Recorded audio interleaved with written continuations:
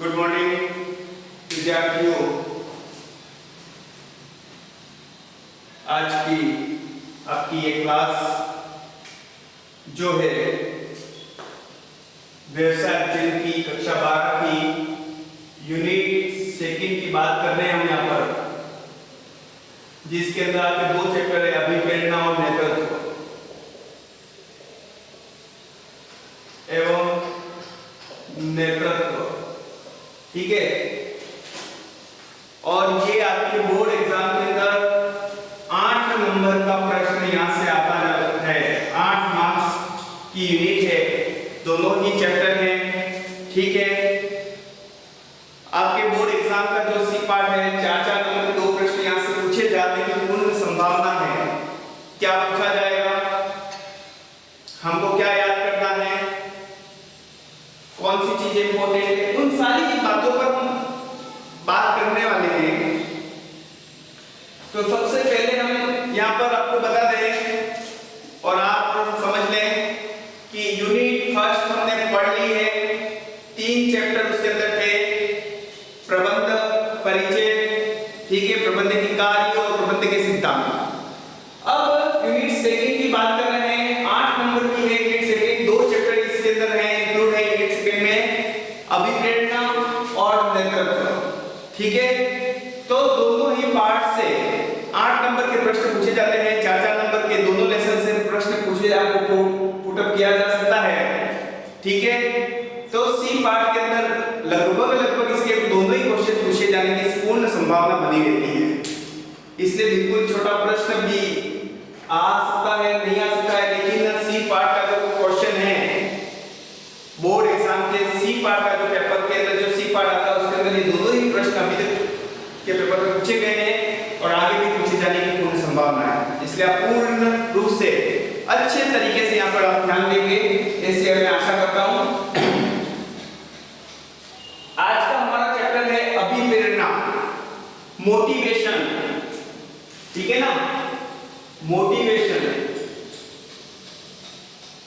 देखिए, किसी भी काम को करवाने के लिए व्यक्ति को अभिप्रेरित किया जाना आवश्यक होता है।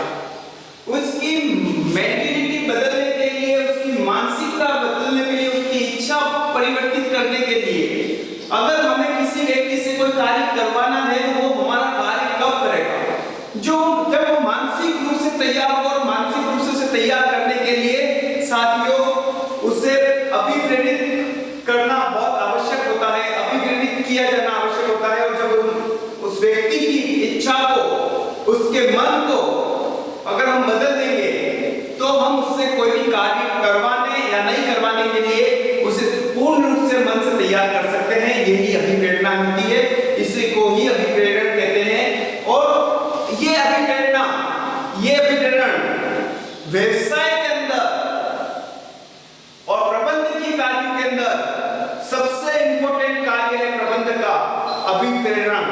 ठीक है, तो ये अभिप्रेरण क्या होता है, आज पूरा संपूर्ण हमारा पूरा लेक्चर जो होगा वो इसी बात पर को लेकर के होगा। कई लोगों ने परिभाषाएं दी है, अर्थ दिए हैं। ठीक है, तो और उनकी विशेषताओं की भी बात करेंगे, आवश्यकता और महत्व की भी बात करेंगे, इसकी तकनीकी की बात करेंगे। सारी बातें यहाँ पर हम होने वाली हैं। आप बिल्कुल अच्छे से यहाँ पे जुड़े रहिए। तो अभिप्रेरण का अर्थ एवं परिभाषाओं की हम यहाँ पर बात करने वाले हैं, बिल्कुल अच्छे से ध्यान दें। तो अभिप्रेरण होता क्या, अभी मैंने आपको बहुत अच्छे से बता दिया कि किसी व्यक्ति के मन को अपने हिसाब से बदलना, उसे इस तरह मोटिवेट करना, उसे इस तरह से प्रेरित करना कि वो हमारे हिसाब से कार्य करे और पूर्ण रूप मन से तैयार होकर के वो उस कार्य को करे, उसे ही अभिप्रेरणा कहा जाता है। ठीक है, यहाँ पर कुछ विद्वानों ने परिभाषाएं भी दी हैं, देख लेते हैं उनकी परिभाषा। सबसे पहले हम यहाँ बात करने वाले हैं स्टैनले वेंस की। उन्होंने कहा है कि कोई भी भावना या इच्छा जो किसी व्यक्ति की इच्छा को इस प्रकार परिवर्तित कर दे कि वह व्यक्ति कार्य करने को प्रेरित हो जाए। मैंने अभी आपको वही बात बताई, यही बात यहाँ पे स्टैनले वेंस ने भी कही है कि कोई भी भावना या इच्छा जो किसी व्यक्ति की इच्छा को इस प्रकार परिवर्तित कर दे, बदल दे, उसकी मानसिकता को बदल दे कि वो तैयार हो जाए, हमसे ज्यादा तैयार, दुगने उत्साह के साथ उसकी कार्य क्षमता में वृद्धि हो जाए। तो इस प्रकार की जो गतिविधि है, इस प्रकार का जो कार्य जो है, उसे हम क्या कहते हैं? अभिप्रेरण कहते हैं, अभिप्रेरणा कहते हैं। ये बात है स्टैंडर्ड शब्दों में। दूसरे जो विचारक हैं गुंटर डोनेट, उन्होंने क्या कहा है? लोगों की को इच्छित तरीके से कार्य करवाने के लिए प्रोत्साहित करना। लोगों को देखिए, संगठन के अंदर बहुत सारे लोग होते हैं और उन लोगों से कार्य करवाने के लिए किसके हिसाब से? हमारे हिसाब से, अपनी इच्छा के अनुसार कार्य करवाने के लिए मोटिवेट करना, प्रोत्साहित करना, ठीक है ना? बहुत सारी विधियां हो सकती है अभिप्रेरण की, ठीक है? आप उसको हम वीडियो की बात करेंगे, उसमें भी बात बता देंगे, हम बताऊंगा, लेकिन अभी मैं बता दूं कि उसको मानसिक रूप से अभिप्रेरित करो, आर्थिक रूप से अभिप्रेरित करो, ठीक है ना? अब हम देश की अगर कोई बात आ जाए, ठीक है, राष्ट्र धर्म की बात आ जाए, तो हम ऐसी राष्ट्र धर्म से, राष्ट्र से ओतप्रोत कहानियां जब हम पढ़ते हैं तो हम अपने आप स्व-अभिप्रेरित हो जाते हैं कि हम देश के लिए अच्छा काम करेंगे, वो वगैरह वगैरह जो भी है, ठीक है ना?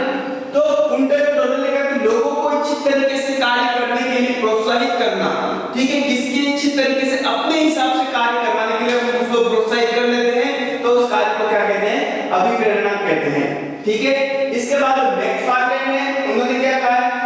मूलतः मनोवैज्ञानिक धारणा है। उन्होंने अभिप्रेरणा को मनोवैज्ञानिक धारणा की संज्ञा दी है। उन्होंने स्पष्ट कह दिया कि ये जो है वो क्या है? मनोवैज्ञानिक धारणा है, ठीक है ना? साइकोलॉजी, उसकी साइकोलॉजी को बदल दो, उसकी सोच को बदल दो, और उसकी सोच को हम कब बदल पाएंगे? जब वो मनोवैज्ञानिक रूप से हम उसको ट्रीट करेंगे, तो फिर हम उसकी हम सोच को क्या कर देंगे? बदल देंगे। कभी-कभी हमको कोई बात बता रहे, कोई हमारा आदर्श, हम किसी को आदर्श मान लेते हैं और वो कह देता है कि हमको ये काम करना है, तो हम पूर्ण रूप से काम कर लेते हैं, ठीक है ना? तो ये सारी बात मनोवैज्ञानिक धारणा है। इसका संबंध किसी कर्मचारी अथवा अधीनस्थ में कार्य कर रही उन शक्तियों से है जो उसे किसी कार्य को विधिवत तरीके से करने या ना करने हेतु प्रेरित करती है। मतलब किसी कार्य को करना या नहीं करने के लिए हमारे द्वारा उस व्यक्ति को अभिप्रेरित किया गया, मोटिवेट किया गया, समझाया गया, ठीक है? उसके माइंड को सेट किया गया, तो वो पूरा जो प्रोसेस तरीका होता है उस कार्य को करने न करने के जो प्रेरित करने का जो काम हम करते हैं, उसे हम क्या कहते हैं? अभिप्रेरणा कहते हैं, ठीक है? अगर हम अब इसके देखो, बहुत सारी परिभाषाएं आपको विद्वानों की लिखी, इनमें इंपॉर्टेंट।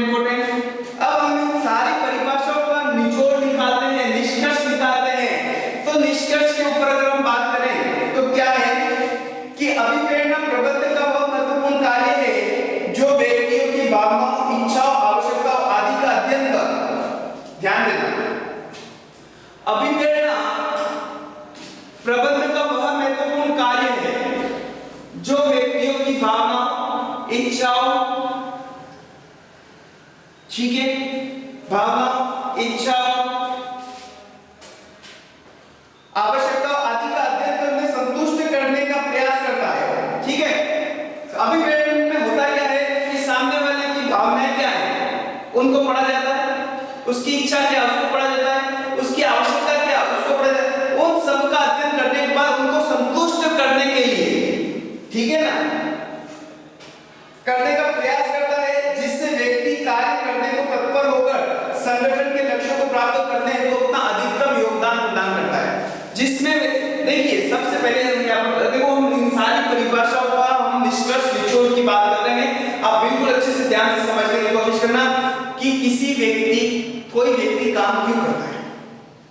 उसकी कोई न कोई आवश्यकता होती है, उसकी कोई न कोई भावना होती है, ठीक है, उसकी कोई मजबूरी होती है, इसलिए वो काम करता है। और जब हम उसकी आवश्यकता, उसकी भावना, उसकी इच्छा को संतुष्ट करने का प्रयास करेंगे, तो वो व्यक्ति, जब उसे सब कुछ मिल रहा है, तो वो व्यक्ति अपना 100% देकर के काम करेगा।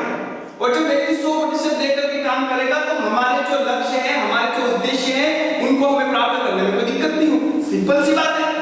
तो यहाँ पर प्रबंधक करता क्या है? प्रबंधक यही काम करता है कि हमारे संस्थान में या उपक्रम के अंदर कार्य करने वाले व्यक्तियों की भावना, उनकी इच्छा, उनकी आवश्यकताओं का अध्ययन कर उनको संतुष्ट करने का जब प्रयास किया जाता है, तब व्यक्ति अपना 100% देकर के संस्थान के लक्ष्य को प्राप्त करने के हेतु तत्पर हो जाता है, अपना महत्वपूर्ण योगदान देता है।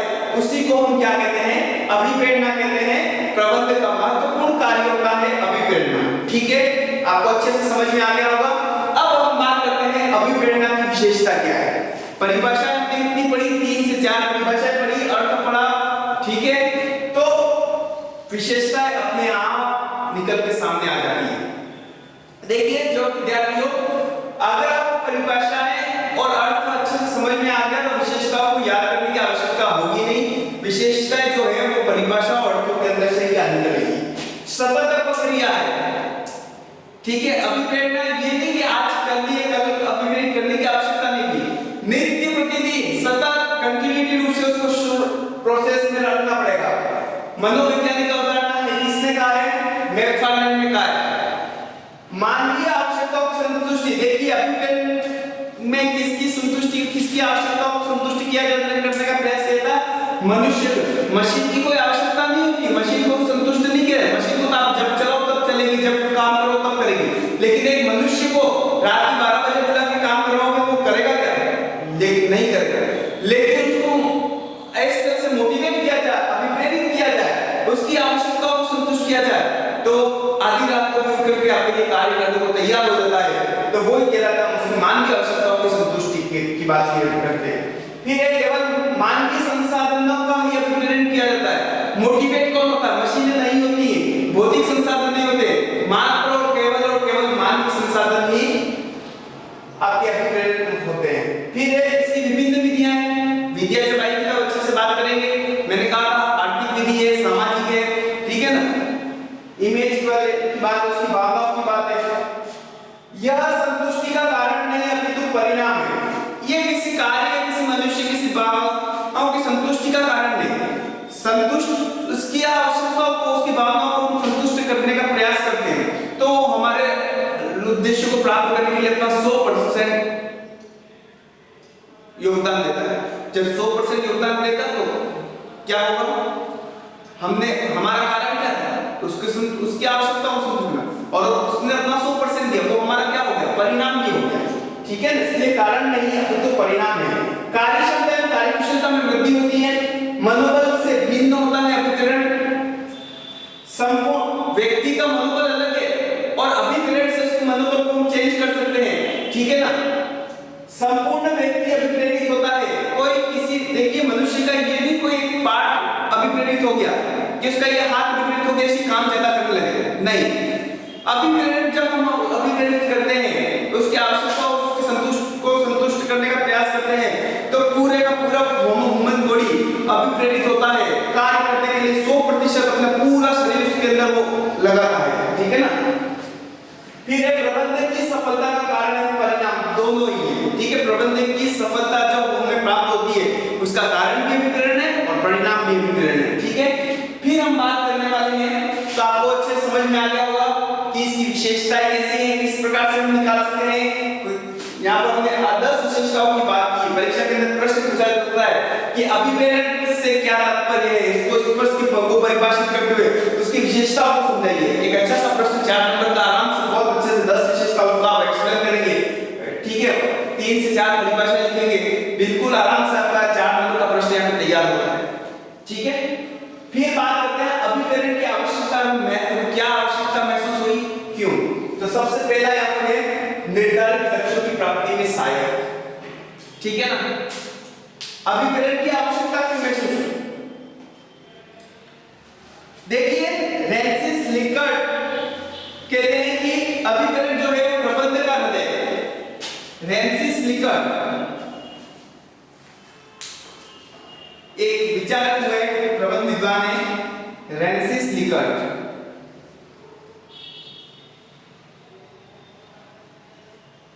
इन्होंने कहा है कि अभिप्रेरण जो है वो प्रबंध का हृदय है, प्रबंध का हृदय है, हार्ट ऑफ मैनेजमेंट। कौन? मोटिवेशन, अभिप्रेरण। ठीक है, द कोर अभिप्रेरण की संज्ञा दी है। फ्रांसिस लिकर्ट ने कहा है कि प्रबंध का हृदय है अभिप्रेरण। ठीक है, तो अभिप्रेरण की आवश्यकता क्या है, महत्व क्या है, यहाँ पर हम बहुत अच्छे से समझ सकते हैं। ठीक है, एक और विद्वान हुए हैं एलन, इन्होंने लिखा है कि अपर्याप्त अभिप्रेरित व्यक्ति एक सुदृढ़ संगठन के प्रभाव को समाप्त कर देता है।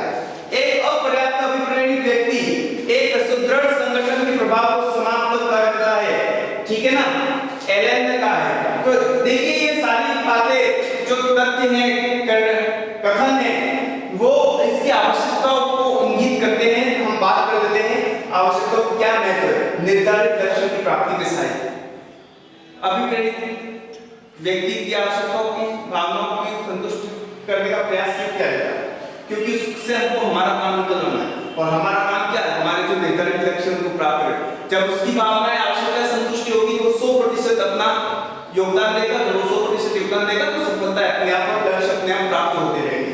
कार्य संतुष्टि में अभिव्यक्ति, देखिए उसकी कार्य संतुष्टि, जब व्यक्ति की कोई दिक्कत ही नहीं है, कोई समस्या ही नहीं है, उसकी आवश्यकता संतुष्ट होगी, उसकी भावना संतुष्ट होगी, तो पूरा ध्यान काम में लगाएगा। और जब कार्य में के प्रति वो संतुष्ट हो जाएगा तो उसकी कार्य क्षमता में वृद्धि हो जाएगी। संसाधनों का सदुपयोग, देखिए हम व्यक्ति को मोटिवेट कर सकते करेंगे, ठीक है, तो वो हमारे संसाधनों, जो भौतिक संसाधन है, रॉ मटेरियल है, तो उनका भी वो सदुपयोग करने का प्रयास करेगा, वेस्ट नहीं करेगा। ठीक है ना, फिर मनोबल में वृद्धि, उसके कार्य क्षमता में वृद्धि कर सकते हैं, मनोबल में को बढ़ाता है। अच्छे श्रम संबंधों का निर्माण होता है। ठीक है ना, मैनेजमेंट और कार्मिक के बीच में अच्छे रिलेशनशिप मेंटेन होते हैं। क्यों कि एक मालिक जो होता है वो अपने श्रमिकों को, अपने कार्मिकों को का बहुत अच्छे से ध्यान रखेगा, तो एक अच्छा श्रमिक भी अपने मालिक के प्रति वफादार साबित होगा। कर्मचारी अनुपस्थिति और आवर्तन में कमी, देखिए जब व्यक्ति की आवश्यकता भावनाएं संतुष्ट हो जाती है तो व्यक्ति क्या होता है, छुट्टी नहीं लेता है, अनुपस्थित नहीं रहता है, रोज काम पे आता है। अब रोज काम पे आएगा तो रोज उसकी कार्यक्षमता में वृद्धि होगी, रोज अच्छे से काम करेगा, नियमित काम करेगा, नियमित काम करेगा तो श्रम आवर्तन में भी क्या हो जाएगी, कमी हो जाएगी।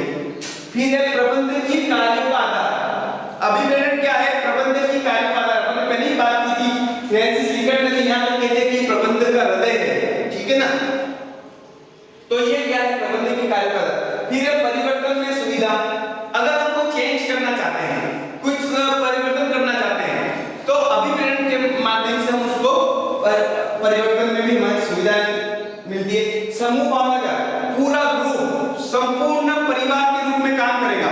ठीक है ना, एक उपक्रम के अंदर जितने लोग हैं सारे को अभिप्रेरित करेंगे हम। ठीक है, सभी की आवश्यकताओं का ध्यान रखेंगे, मैनेजमेंट ध्यान रखेगा, तो पूरा समूह परिवार के रूप में कार्य करेगा। ठीक है, एक संगठन के रूप में कार्य करेगा। संस्था की ख्याति में, और जिस संस्था के कर्मचारी अभिप्रेरित होते हैं, जहां अभिप्रेरण एक अच्छे से उपलब्ध है, कार्य कर रहा है, तो उस संस्था की जो ख्याति है, गुडविल है, उसमें भी क्या होती है, वृद्धि होती है। और व्यवहारिक प्रबंधन की कुंजी है, अभिप्रेरण को क्या कहा है, व्यवहारिक प्रबंधन की कुंजी कहा गया है। ठीक है, तो इस तरह से ये अभिप्रेरण की आवश्यकताओं में महत्व की हमने बात की। ठीक है, नोट्स सारे आपको पीडीएफ सेंड कर दी जाएगी। तो आज का हमारा टॉपिक था अभिप्रेरण का परिभाषा, अर्थ आपने अच्छे से आशा समझ लिया, परिभाषा समझ ली। ठीक है, फिर इसकी विशेषताओं की हमने बात की थी और आवश्यकता और महत्व की हमने यहाँ पर बात कर ली। अब हम बात करेंगे जो अगले क्लास के अंदर बात करने वाले हैं, वो क्या है,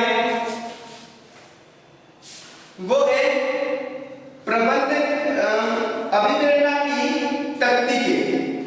ठीक है ना, कौन सी विधियां हैं, तकनीकें कौन सी हैं, उनकी बात करेंगे और फिर अभिप्रेरणा की विचारधाराओं की बात करेंगे। ठीक है, तो उन सारी ही बातों को हम अगली क्लास तक के लिए छोड़ देते हैं। आज का ये यहाँ तक ही, तो आप अर्थ, परिभाषा, विशेषता और आवश्यकता महत्व को अच्छे से समझने का प्रयास करेंगे, ऐसी मैं आशा करता हूँ। धन्यवाद।